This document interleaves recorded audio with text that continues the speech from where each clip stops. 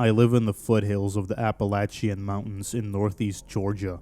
It is a beautiful area with hundreds of miles of national forest, some great state parks, and a ton of fantastic camping places.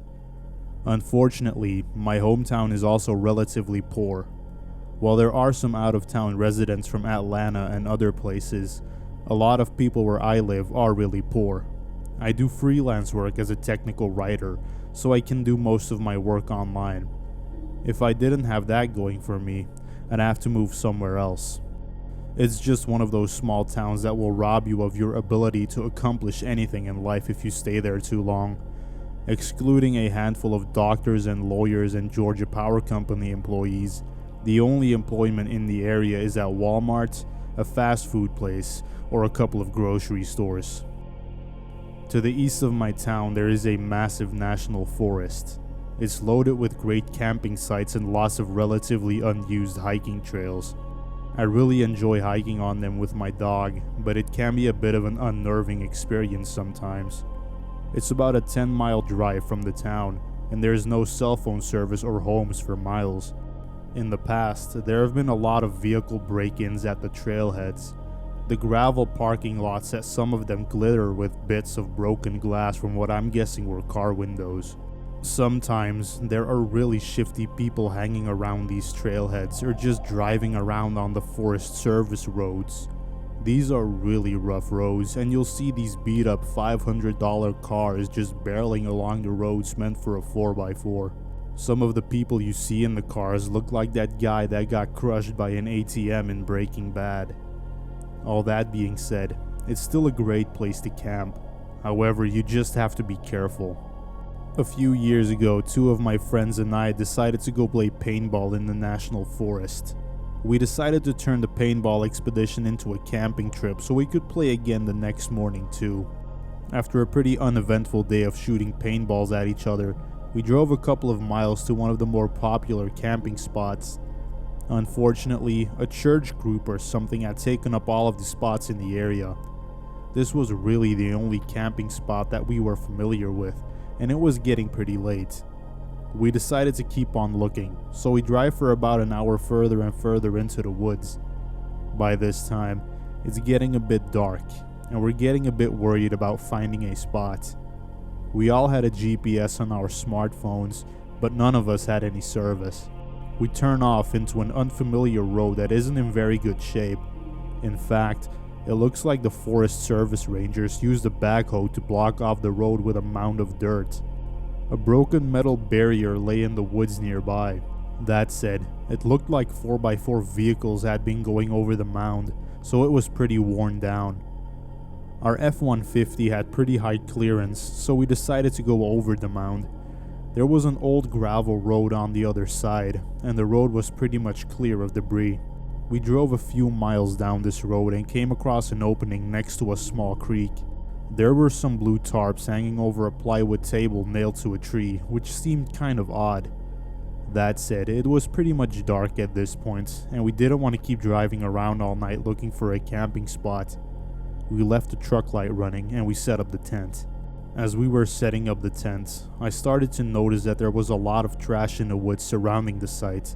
I see a green bottle laying on the ground. I take a look at the label and see that it's a bottle of home and garden insecticide. I was really tired at this time, and I just thought that someone had been dumping their home garbage out here. None of us thought that it was weird that someone would be dumping their garbage in an area that is no more than an hour from the nearest home. We set up camp, had some beers, and made a chili from scratch. By this time, it was probably around 11 p.m. As we're eating, we notice a faint glow from the other side of a nearby hill. At first, we thought it was the moonlight filtering its way through the trees. However, the angles didn't make sense. It didn't seem to be a bright light, and it wasn't moving. It was kind of like that glow you see over a bright city. We couldn't see the light source itself though. Since there were no other access roads in the area, we decided it wasn't other campers. The hill was about a quarter mile from our campsite, so we decided to go investigate. Under normal circumstances, I know I wouldn't have done so. However, we all had a few rum and cokes in our stomachs, and two of us, Jacob and I, decided to take a look. My other friend Isaac decided to stay behind to pop some popcorn over the fire. We start walking towards the light source, and the situation gets even stranger. All the trees in the area have their bark knocked off in a circle around their trunks. We thought it could have been the work of a beaver that lived in the creek, but it seemed strange that a beaver would go around all of these trees and just knock the bark off in a circle. Jacob and I started talking about the ghost beaver in pretty loud voices, probably due to our drunkenness. As we were almost to the top of the hill, Jacob tripped and yelled. A few seconds later after he yelled, the light, whatever it was, went out. We look at each other and decide that maybe we don't need to see what that light was after all. We walk back in silence and keep looking back every few seconds. We decided to turn off our flashlights and just use a moonlight to get back to our campsite. When we get a couple of 100 feet from the campsite, I can see my other friend Isaac walking around the campsite. He was wearing a hooded coat that I hadn't seen him wearing before. For some reason, he's carrying his paintball gun in his hand. That seemed a little odd, we said to each other. The fire had started to die down, so we couldn't see our campsite very well. At this point, we'd probably been gone for almost an hour. From the distance, it looked like Isaac was looking for something. He kept walking around the site and was peering in the tent. When we were almost back to our campsite, we saw Isaac walk up the road we came in on. We figured that he was going to use the bathroom and didn't want to wander through the woods like us.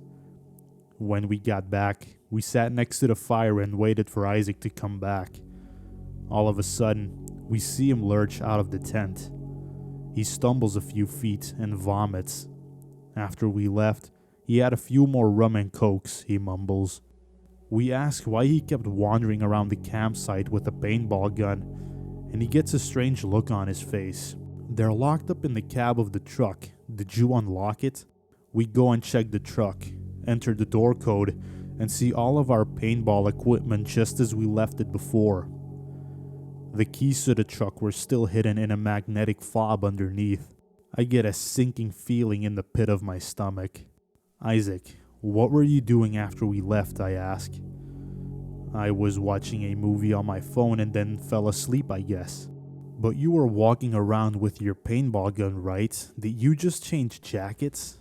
Isaac said that he had been in a tent since we left and that he had been wearing the same unhooded fleece all night.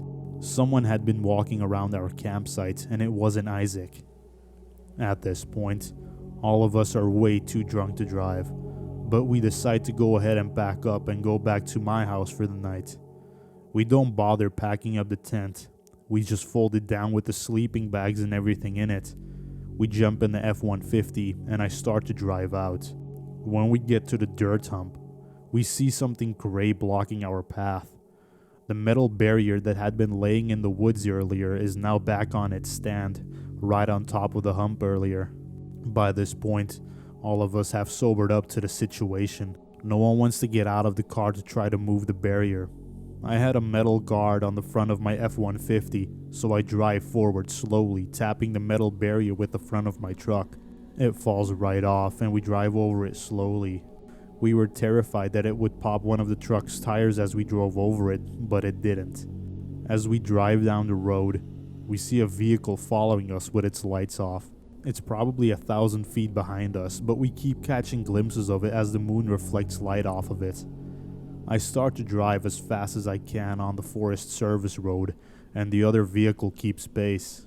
It doesn't get any closer though. It just stays 1 or 2 turns behind us. We can only see it when the road straightens out. After about 45 minutes of speeding along gravel roads, we make it back to the main paved road. I start to drive everyone back to my house, but I decide to go a different way just to be safe. I didn't get pulled over for a DUI, luckily. Camping can be fun, but very rural camping can be dangerous. I've driven past that metal barrier since that time, but it's always been in place. I would never go down that road again.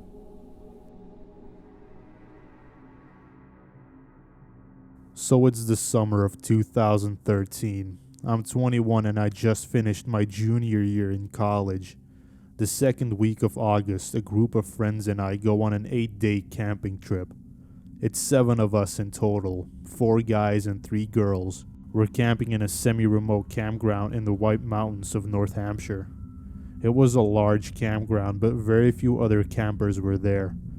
There were a few filled sites near the front of the campground, but we purposefully requested a site off in the back corner. We were completely by ourselves. During the trip, we planned a whitewater rafting trip for one of the days. We were hiking Mount Washington towards the end of the trip, and we thought maybe we'd do 1 or 2 other small hikes, with 1 or 2 days of just chilling by the lake at the campground. We also planned on doing plenty of drinking during the evenings. The first couple days of our trip are fantastic. Whitewater rafting was a blast. Everything is going great.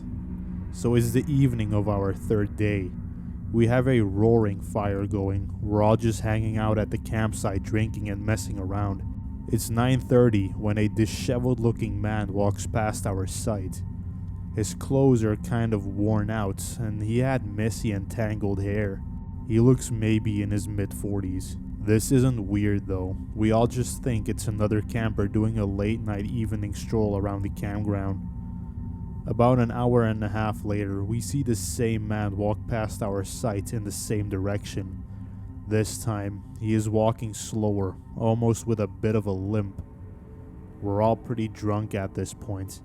I think one of us might have even yelled out something to him, but he just ignores us and keeps walking. Mildly strange, but still, it's probably just someone who wanted to take a long walk. We wrap up the night around 1:30 to 2. The fire is dying down, and we head back to our tents. I usually love sleeping while camping. I usually find it extremely peaceful, but for some reason, I was having trouble sleeping this night. I get up to take a piss in the woods, and when I do, I see a faint light maybe about 50 or 75 yards ahead of me in the woods. It looks like a dim flashlight or something similar. I decided I wanted to go investigate. I go back to the tent. One of my other buddies is still awake, so I tell him about it. We get up to go investigate, and when we do, the light is no longer on. Feeling a little unnerved, I shine my flashlight around in the woods a bit, but I didn't see anything, so I decide maybe my eyes were just playing a trick on me before, and I head back to bed. Sometime later that night, I wake up to a terrifying scream. It was Sarah, one of the girls we were camping with. I jump out of my tent as quickly as possible and nearly run into her as she's running back into our site. She's still screaming. She screams that there was a man standing in the middle of the woods. Now our whole party is awake and freaking the hell out. I try to calm Sarah down enough to get her to explain what actually happened. She says she went to pee in the woods and saw the man from earlier just standing about 15 feet from her, not moving like a statue. We're all freaking out, yelling and screaming, making a giant commotion. I am internally freaking out too, but I try to calm everyone down so we can actually do something. We obviously decide to get the hell out of there. We frantically take down our tents, basically just ripping the poles out and throwing everything into the back of our cars. Then we sped out of there. It's around 4 a.m. We're in 2 separate cars and decide to just drive away from the campsite to clear our heads. Eventually, at around 5:30, we find a small diner that's open and decide to head in for some breakfast. We all have different theories about what the hell just happened. Some of us think we just ran into a homeless guy who was camping out in the woods and was surprised by us. Some of the girls maybe think that he was purposefully stalking us. Either way, none of us are comfortable staying in that campground again. I head back to the front of the desk of the campground with 2 of the other guys. We explain what happened, and the guys at the front desk actually seemed to believe us, but said there was definitely no other campers currently that fit the description of that guy. They were insanely nice about it though, and actually refunded most of the remainder of our stay, which astonished us. As a group, we decided to say screw it. We weren't letting one freaky guy ruin our trip. We find another campground a good ways away to stay in.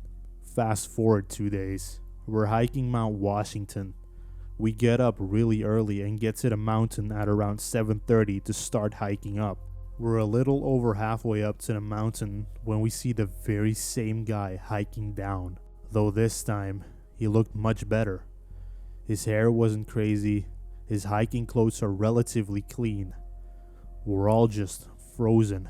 A few of us even let out a surprised scream. He just strolls past us with this massive grin. Luckily, there are enough hikers nearby that nothing could really happen. We decide to continue hiking up anyway since he's headed down in the opposite direction and hope we just never encounter him again. We did finish the hike and luckily didn't see him. After that, we decide to cut the trip a couple days short. Looking back on it, we've all come to the conclusion that we were most likely being stalked in some way. If it was just some homeless guy in the woods near the campground, what the hell was he doing hiking down Mount Washington a couple days later? It was a pretty unnerving and bizarre experience for sure.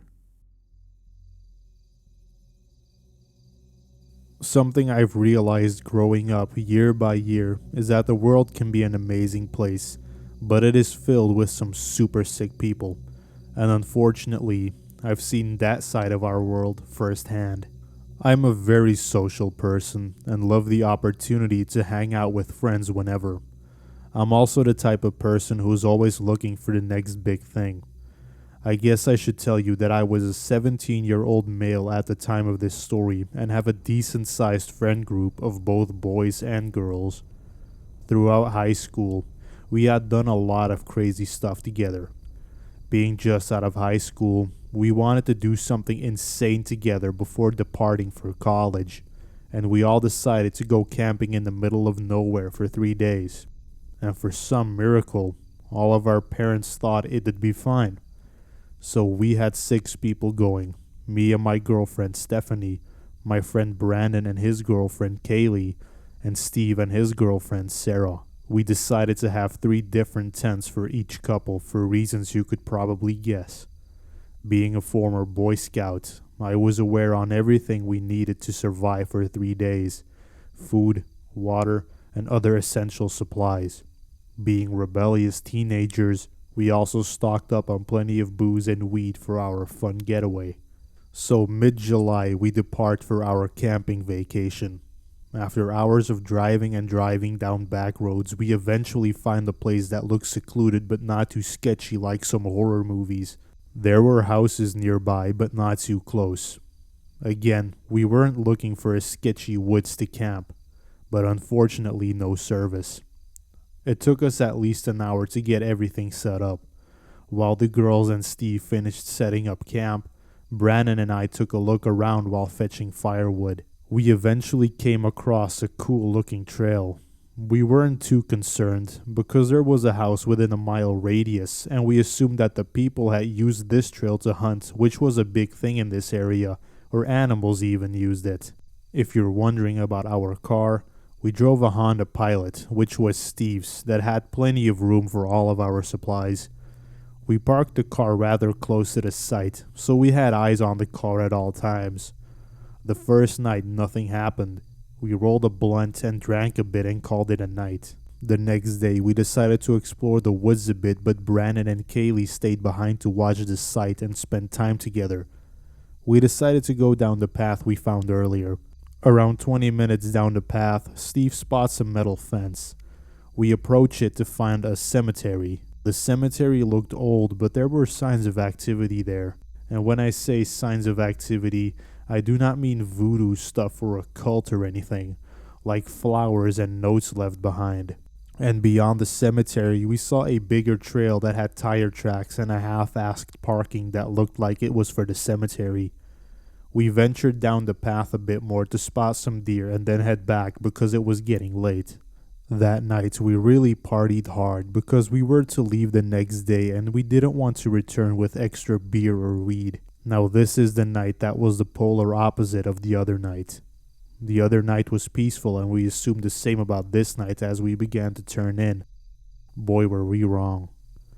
Now, you would assume that there would have been warning signs earlier in our trip, like a rusty knife on the path or foot tracks around our site. No, nothing at all. All of us woke to a blood-curdling scream coming from Steve and Sarah's tent, as we hear the fabric being ripped by what we assume to be something sharp. I guess Steve hit the guy really hard with his flashlight and was able to get both himself and Sarah to his car. Now here's the issue. Steve's tent is the closest to the car, while the other two tents are closer to the trail. So to get to Steve's car, we had to get past whatever attacked Steve and Sarah. Luckily, all of our drunken selves were gone because before getting into his car he yelled cemetery and it clicked in my head. The trail on the other side of the cemetery. So I quickly grabbed Brandon, Kaylee, and Stephanie and start running towards the trail. I use my phone flashlight to help me see. You might think, why would you turn your flashlight on? Well, last thing I want to do was miss the cemetery and be lost in the woods with the guy who attacked Steve. By the time we get to the trail, Steve and Sarah had gotten the hell out of the sight, and we could hear the guy chasing us but several yards behind. We were able to find the cemetery rather easily, and I hop over the fence first. When we all get over the fence, we notice Steve had not yet arrived, so we all hid in the cemetery. Luckily to our advantage, it was pitch black by the time I turned my flashlight off, and we all hid in complete silence. My heart dropped when I heard the metallic shaking as if someone was climbing over the fence. The guy had tracked us down, probably due to the fact that Steve had yelled cemetery. We all stayed still as we heard the ground crunch and the guy took slow steps. When in fight or flight moments, you are capable of a lot more than you would think, and your brain is put on some super high alert mode or something. As the guy approached, I realized I had my small Swiss Army pocket knife in my pocket. As the guy's steps grew closer to me, when he was right about on top of me, I grabbed the knife and lodged it into the back of his knee. The guy tumbled to the ground with a shriek of pain and a metallic sound as he dropped his weapon. Soon after, the pair of headlights came across the corner. Steve had made it. We all got up and ran towards his car. While I got up, the light gave me a glimpse of that guy. He was a tall, bulky guy, and he had the look of pure hatred in his eye as he clutched the back of his knee, and by his side, a huge machete. I was the last one to get in the car, and even before I fully closed the door, Steve floored it out of there. The girls were bawling their eyes out. We drove until the first house, where we politely knocked and asked for directions to a motel or something. It was a friendly old couple. They told us that there was not one for miles. They took us in and gave us warm food and a place to rest for the remainder of the night. In the morning, the man brought his hunting rifle with us to retrieve our stuff from the campsite. When we got there was nothing stolen, but all of our tents were slashed up. The elderly woman called and made reports while we were gone, and when we got back, the officers were at their home, and we all gave our statements. The officers said that there's not enough evidence to find the guy, but they promised a search. We headed home later that day. No one said a word on the way home. We were all processing what really happened. The police unfortunately never found the guy. Yeah, college split us up a bit, but we barely talk about it as a group, and it's been a year. My advice to all of you is please find a populated place to camp. I don't care if it's some Yogi Bear camp. Be in reach of help and police. Just stay safe out there.